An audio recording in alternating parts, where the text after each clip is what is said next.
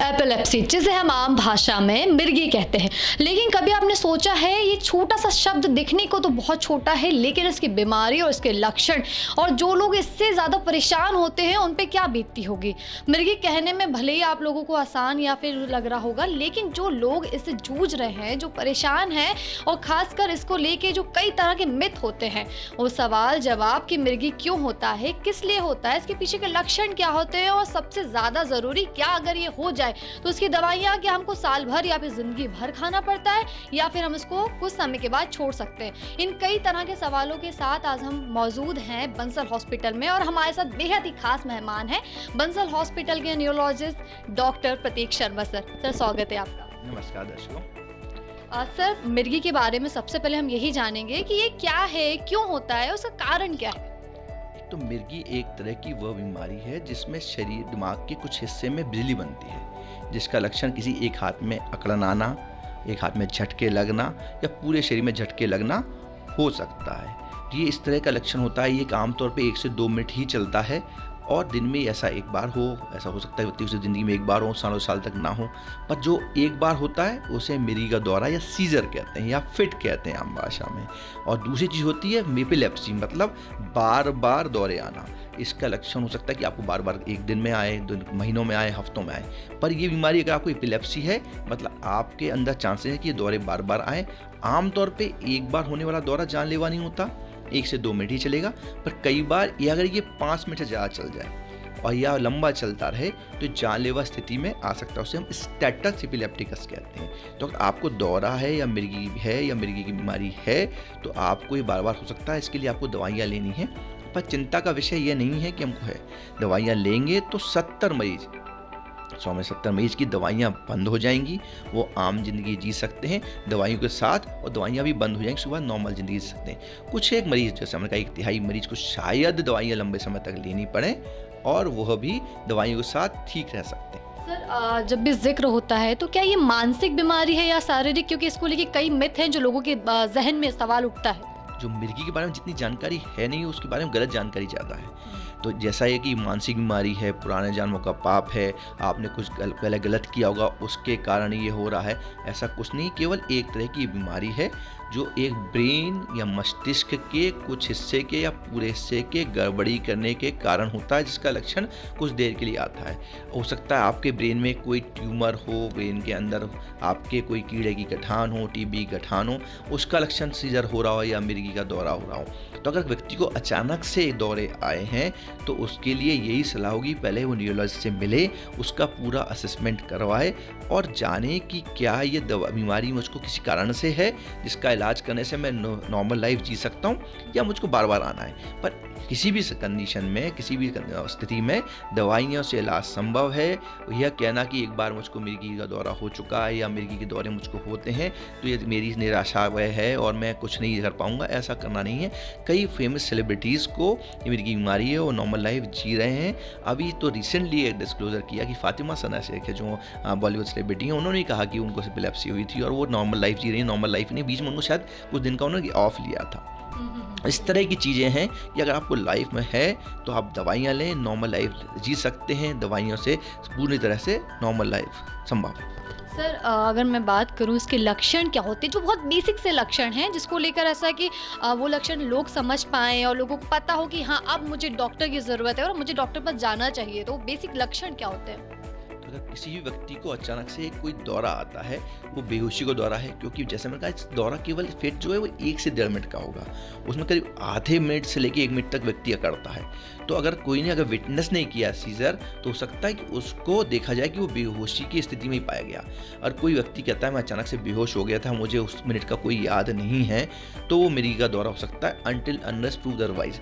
तो आपको अगर कोई बेहोशी का दौरा अचानक से हो रहा है बिना कोई ऑब्वियस प्रेसिपिटेटिंग कॉज के, अगर प्रेसिपिटेटिंग कॉज भी है, मान लीजिए मैं अगर अचानक से कुछ काम किया और मैं बेहोश हो गया या मैंने खाली पेट रहा या मैंने कुछ खाना नहीं खाया था, किसी भी कारण से बेहोशी का दौरा, मिर्गी का दौरा हो सकता है। उसका प्रॉपर असेसमेंट करें, उसके लिए आप पूरा ट्रीटमेंट संभव है, दवाइयाँ संभव है, इलाज संभव है। बस अपने न्यूरोलॉजिस्ट से मिलें, उस पर विश्वास करें, वो आपके लिए बेस्ट ही करेंगे।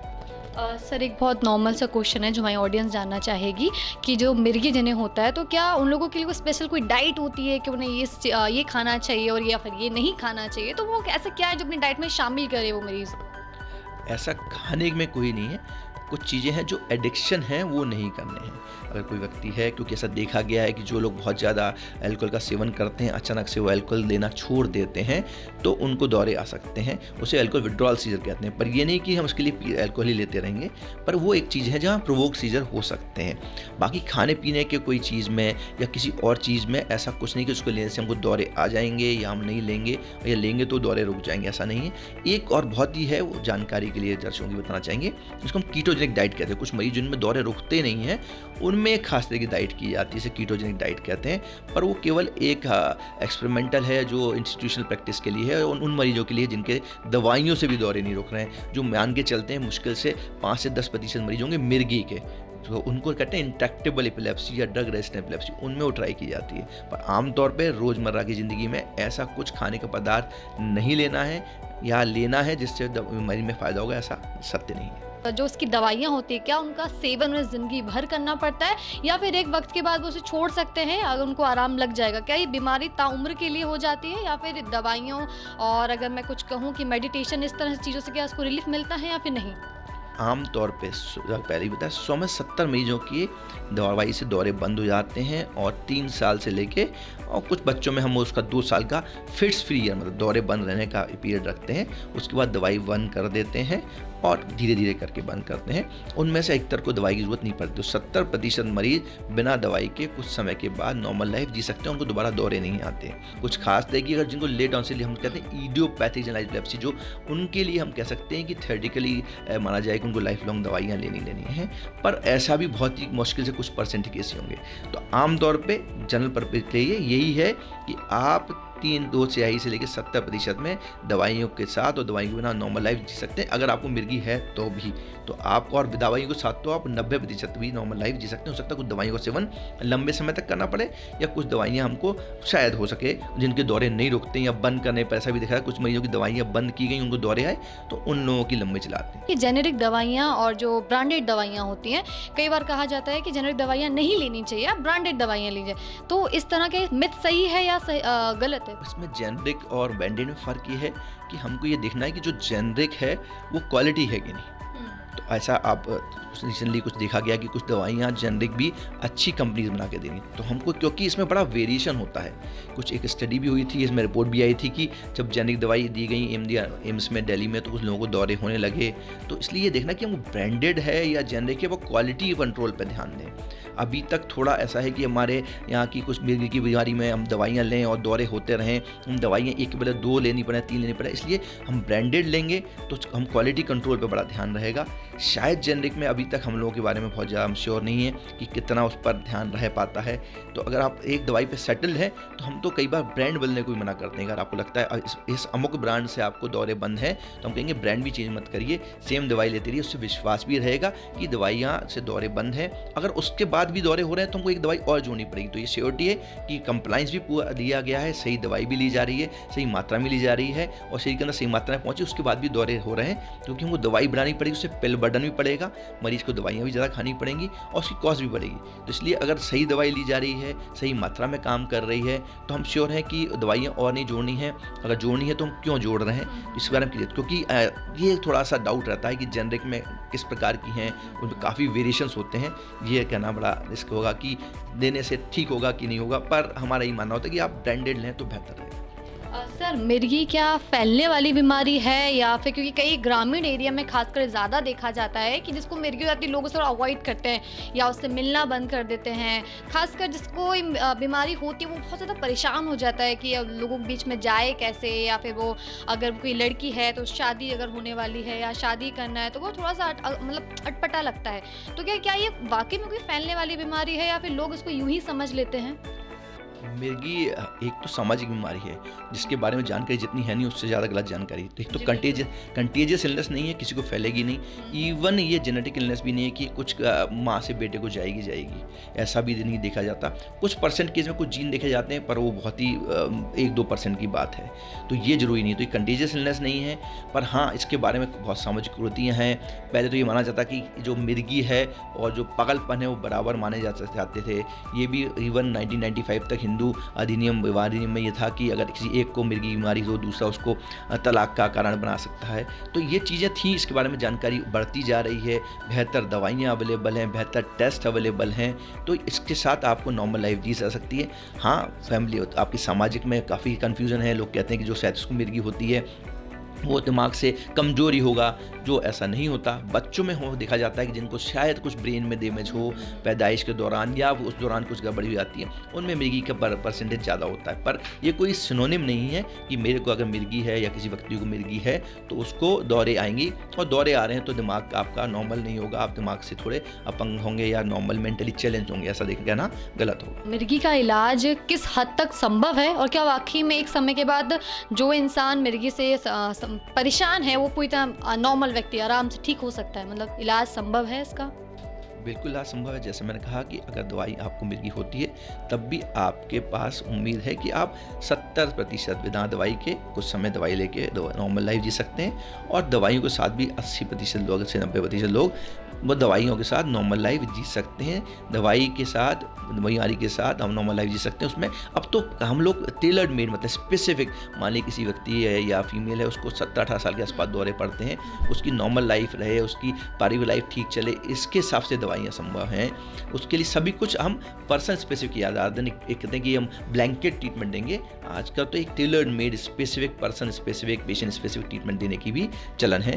तो सब कुछ संभव है, बस अपने न्यूरोलॉजिस्ट से मिलें, उन पर विश्वास करें, उनसे सारी बातें शेयर करें कि मेरी लाइफस्टाइल ऐसी है, मुझको ये करता हूँ, मुझको ये दवाई चाहिए, मुझको नींद नहीं आनी, या मैं दिन में से एक बार दवाई ले सकता हूँ। तो सभी कुछ संभव है। पर आप जैसे आपने अभी बोला कि 17 साल की जो उम्र के बच्चे हैं उन्हें भी हो रहा है, तो बेसिकली बच्चे भी होते हैं और जो युवा हैं या जो बुजुर्ग हैं, तो उनमें ऐसा क्या है कि उनमें ये बीमारियां होने के लक्षण देखे जा रहे हैं? ये बीमारी कभी भी स्टार्ट हो सकती है, तो आपको लेके इसका कोई बेसिक वो नहीं है कि इसका कोई समय नहीं होता है, कभी भी किसी भी एज में स्टार्ट हो सकती है? जी, कभी मिर्गी कभी भी स्टार्ट हो सकती है। बच्चों बॉडी की कुछ कमी होती है तब होता है, या बेसिकली क्या है, मतलब क्यों एकदम से मान लीजिए 5 साल का बच्चा है या फिर मैं कहूँ 10 साल का है या 15 साल का है, से सडन कोई ऐसा मिर्गी का दौरा आया, अटैक आया, तो वो क्या कारण क्या होता है? जो आमतौर पर बच्चों में देखे जाते हैं उनमें मिर्गी की नॉर्मल एपिलेप्सी, चाइल्डहुड एपिलेप्सी कहते हैं, उसकी शुरुआत होती है।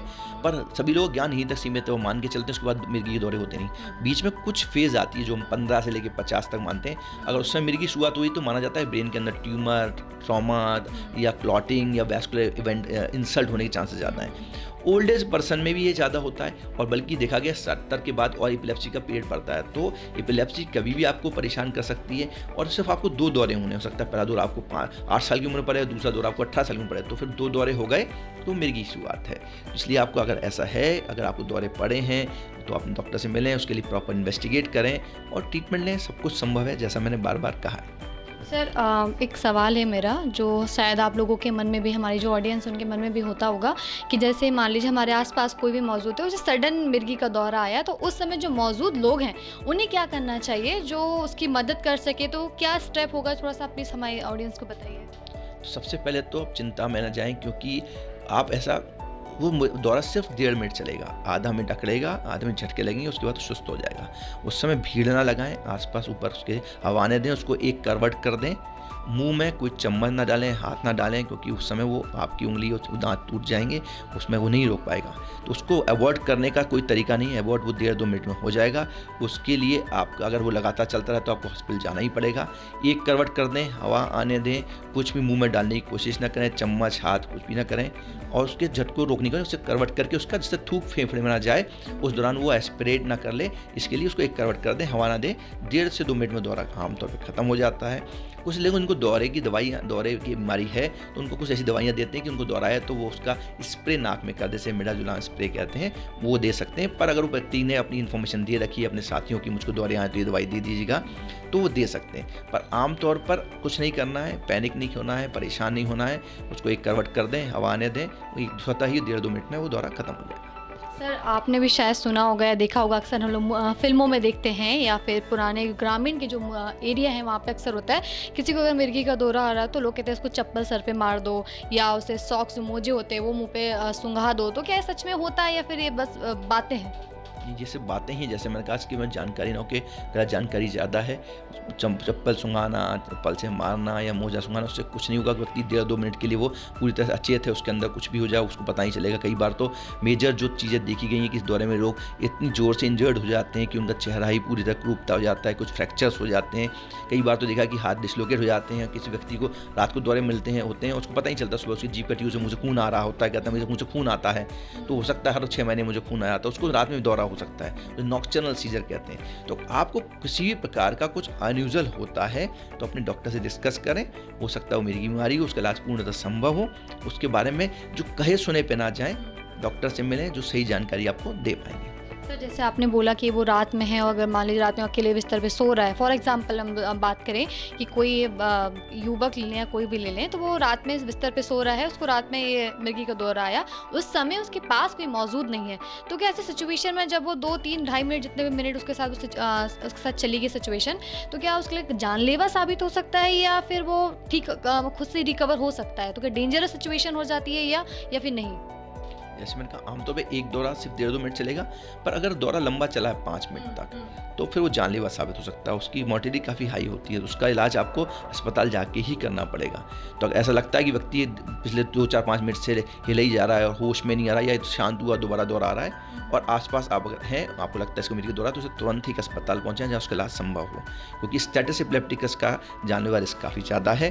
पर ये उन्हीं को होती है, बहुत कुछ ही कंडीशन मानते हैं कि सीधे ही व्यक्ति स्टेटस से प्रेजेंट हो रहा है, देन उसको कभी पहले दौरा आया हो, बहुत कम होता है पर हो सकता है। इसलिए ही आपको, क्योंकि आपको लगे कि स्टेटस में ना जाऊं, इसलिए मुझको आपको दवाइयाँ रेगुलर लेनी है, डॉक्टर से सलाह लेनी है। कई बार दवाई छोड़ना, दवाई लेना या पुअर कंप्लाइंस वो सबसे बड़ा कारण होता है स्टेटस में जाने का। तो कोई मैंने दवाई ली थी, 6 महीने से दवाई ली, दौरे पड़ नहीं रहे थे, बेकार ही दवाई चल रही थी और मैंने दवाई छोड़ी, हो सकता है फिर आप स्टेटस में चलाएं, आपकी जानलेवा रिस्क बन जाए। इसलिए आपको एक बार डायग्नोज है एपिलेप्सी की बीमारी, आपको डॉक्टर ने सलाह दी है कि आपको लंबे समय तक दवा लें, डॉक्टर साहब से मिलते रहें, उनसे प्रॉपर सलाह लें। कुछ भी जो नया करना है वो अपने कहने सुनने में से ना जाएं, डॉक्टर से उचित सलाह लेकर ही कोई एक्शन लें। सर तो क्या ये पॉसिबल है कि सामने वाले इंसान को 1 साल तक मिर्गी की परेशानी रही है और उसके बाद उसे नॉर्मल, मतलब 1-2 साल उसके मस्त नॉर्मल जा रहे हैं, कोई इशू नहीं है, कुछ भी दिक्कत नहीं है, लेकिन सडन 3 साल के बाद उसे फिर से स्टार्टअप होना, तो क्या ये सच में होता है या फिर ये नहीं होता है? ये बिल्कुल होता है और यही सबसे कॉमन प्रेजेंटेशन है। इसीलिए इसके बारे में लोग लगता है कि हमें दवाई नहीं ली तब भी हमारे 6 महीने अच्छे निकल गए, दवाई के साथ भी 6 महीने निकलते, तो कई बार ये इतना फ्रिक्वेंटली नहीं होता। पर आपको अगर 1.5-2 मिनट के लिए आप अगर सीजर होते हैं और आप कुछ ऐसी कंडीशन में हैं जहाँ आपके ऊपर बहुत सारी रिस्पॉन्सिबिलिटी है किसी लाइफ की, वो आप ड्राइवर हैं, पायलट हैं, तो फिर आप सोचिए कि कितनी बड़ी, तो उस चीज़ को समझिए कि वो दौरे 1.5-2 मिनट के लिए आप अपने कंट्रोल में नहीं है, उस समय ड्राइव कर रहे हैं तो क्या होगा और वो ड्राइव आप क्या कर रहे हैं उस पर कितनी रिस्पॉन्सिबिलिटी है। तो इस चीज़ को समझना है कि हम 1.5-2 मिनट के लिए अपने कंट्रोल में नहीं हैं, उसमें हम अपने आप को इंजर कर सकते हैं और शायद हम कुछ चीज़ों के लिए रिस्पॉन्सिबल तो औरों को भी इंजर कर सकते हैं, या ऐसी कंडीशन में होंगे जहाँ से हमको कुछ चोट लग सकती है, तो वो आपको ध्यान देना। तो अगर जिन मिर्गी के मरीज होते हैं उनको अगर ऐसे वो काम करते हैं जहाँ उनका लाइफ थ्रेटनिंग रिस्क होती है, तो हमको कहते हैं कि अभी 1 साल के लिए आप ड्राइव ना करें, कुछ जब तक दौरे बंद ना रहें, या फिर आप ऐसे काम ना करें जहाँ आपको लाइफ जान का जोखिम हो सकता है। Thank you so much sir, आपने इतनी सारी ज़रूरी जानकारी हमारे दर्शकों के साथ शेयर करी जो बेहद ज़रूरी थी। ये देखा आपने कि मिर्गी की बीमारी इतनी ज़्यादा, जिसे हम सोच लेते हैं कि अगर से कोई मिर्गी की बीमारी है तो थोड़ा से दूर रहें, या फिर जो ग्रामीण इलाके में इस तरह की समस्या बहुत ज़्यादा देखने को मिलती है कि जैसे मिर्गी के इशू होते हैं तो उसको थोड़ा लोग अवॉइड करते हैं, समाज में परिवार के जो लोग होते हैं वो थोड़ा परेशान हो जाते हैं और बाहर निकलना, लोगों के साथ मिलना जुलना थोड़ा कम हो जाता है। लेकिन जैसे कि सर ने हमें बताया, इसका सही इलाज होता है और समय पे दवाई अगर आप लें और सही जगह इसका इलाज कराएं तो बेसिकली आपको बहुत जल्दी इसको आराम मिल जाएगा। इतना परेशान और चिंता होने की ज़रूरत नहीं पड़ती, बस सही डॉक्टर, सही जगह और सही इलाज बेहद ज़रूरी है। कैमरा नौ साहब के साथ मैं अंजलि, भोपाल।